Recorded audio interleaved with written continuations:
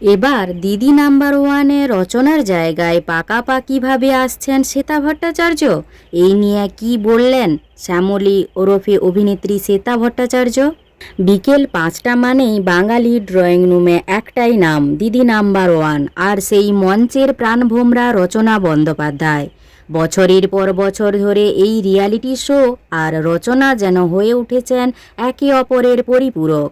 তাই হঠাৎই যখন স্টুডিও পাড়ায় গুঞ্জন ওঠে সঞ্চালকের আসনে বদল আসছে, তখন স্বাভাবিকভাবেই চমকে ওঠেন দর্শকরা।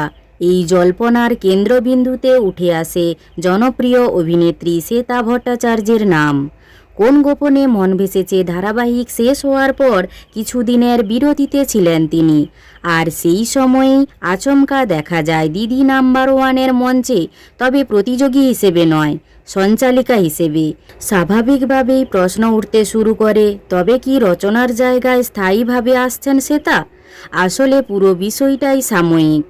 একান্ত ব্যক্তিগত কারণে কয়েকদিনের জন্য শহরের বাইরে গিয়েছিলেন রচনা। সেই সময়টুকুর জন্যই শোয়ের দায়িত্ব দেওয়া হয় শ্বেতাকে। তিনি নিজেই জানিয়েছেন, এত বড় দায়িত্ব নিতে তিনি প্রথমে বেশ ভয়ই পেয়েছিলেন। রচনার দীর্ঘ অভিজ্ঞতা আর সাবলীলতা যে সহজেই পাওয়া যায় না, সেটা স্বীকার করেছেন তিনি অকপটে। টেলিপাড়ায় অবশ্য আলোচনা থামেনি, কারণ রচনার মতো একজন আইকনিক ব্যক্তিত্বের জায়গায় দাঁড়ানো যে কোনো অভিনেত্রীর পক্ষেই বড় চ্যালেঞ্জ। তবে শ্বেতা পরিষ্কার জানিয়ে দিয়েছেন, আপাতত সঞ্চালিকা হিসেবে কেরিয়ার গড়ার কোনো পরিকল্পনা নেই তার। এই মুহূর্তে কাজের ফাঁকে নিজের ব্যক্তিগত জীবন নিয়েই ব্যস্ত তিনি। স্বামী রুবেল দাসের সঙ্গে সময় কাটানো আর ঘুরতে যাওয়ার পরিকল্পনাই এখন তার কাছে সবচেয়ে বেশি গুরুত্বপূর্ণ।